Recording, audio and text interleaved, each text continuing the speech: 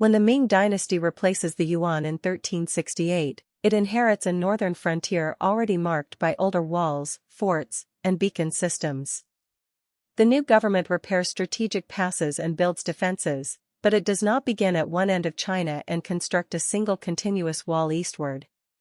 Early Ming policy also relies on garrisons, cavalry, diplomacy, and offensive campaigns beyond the frontier. Where walls are needed, workers use local materials, rammed earth in dry regions, stone where quarries are near, and timber for gates and towers.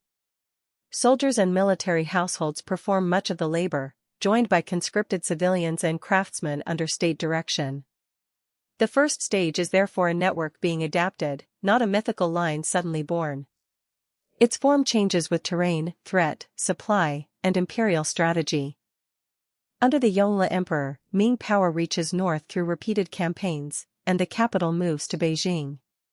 Fortified passes protecting approaches to the capital become increasingly important, yet an aggressive military posture still reduces reliance on an unbroken barrier.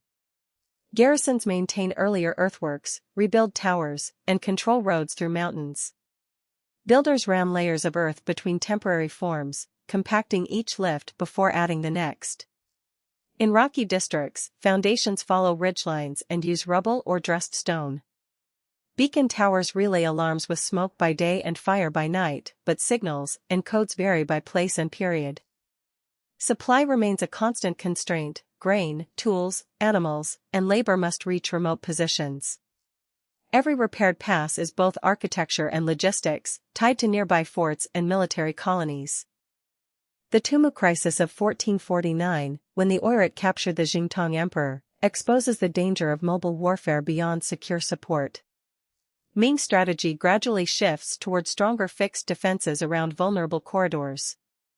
Existing walls are linked, extended, or rebuilt, especially near Beijing and major passes, but the changes occur through separate regional projects.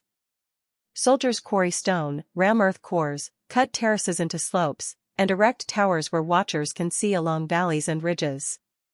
Gates become fortified complexes capable of checking trade and troop movement as well as blocking raids.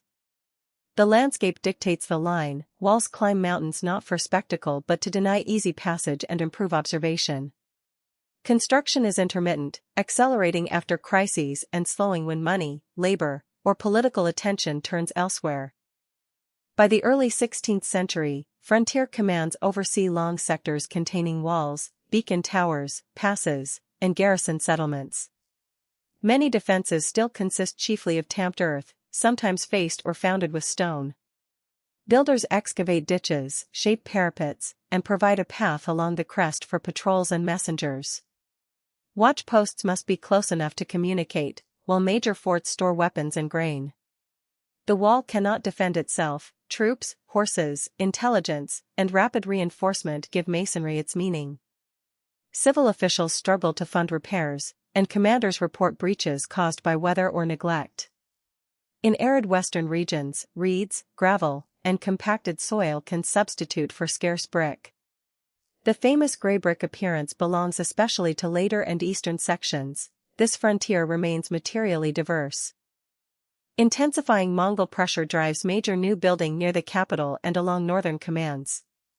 After Altan Khan's raid reaches Beijing's suburbs in 1550, fortification receives renewed urgency. Walls are heightened, gaps closed, and key eastern stretches increasingly faced with brick and cut stone around packed earth cores. Kilns near work zones produce huge quantities of brick, lime mortar, sometimes strengthened with organic additives, binds masonry exposed to freeze, rain, and wind. Roads and animals carry materials towards steep ridges where final hauling is human work. The projects remain campaign-based, authorized and financed section by section. A brick parapet may rise above an older earthen line, while a nearby valley receives a new gate fort. The result is layered reconstruction, visible history embedded within the wall itself. Late 16th century commanders, including Qi Jiguang, supervise extensive improvements in the Jizhou sector northeast of Beijing. Under Qi, thousands of hollow watchtowers are built or standardized along defended lines, providing shelter, storage, observation, and fighting platforms. Their designs vary with terrain and tactical need rather than following one universal blueprint. Brick stairways and vaulted rooms replace simpler platforms in important sections. Crews strengthen crenellated parapets, drainage outlets, gates, and paved wall walks, while garrisons train to use firearms, signals, and coordinated defense. Peace agreements with Mongol leaders reduce pressure in some regions after 1571, yet construction and maintenance continue. The wall now seen at places such as Badaling reflects this mature Ming system, impressive masonry tied to troops, towers, and fortified passes. As the Jurchen power that will become the Qing rises in the northeast, Ming resources shift toward Liaodong and the approaches to Shanhai Pass. Repairs reinforce strategic gates and coastal-to-mountain connections, while new lines protect corridors rather than completing a national outline. Cannons and firearms alter tower platforms and fort design. Soldiers rebuild storm-damaged parapets, clear drains, replace doors, and move supplies through garrison towns. Fiscal strain, factional politics, and simultaneous rebellions make sustained maintenance harder. Some walls are formidable brick masonry, others remain eroded earth, and gaps may be guarded by terrain or mobile patrols. This unevenness is not a failed version of a single plan. It is evidence that the Ming frontier was a changing military system constructed across generations under different budgets and threats. In the dynasty's final years, commanders continue repairing passes and holding garrisons, but walls cannot resolve political collapse inside the empire.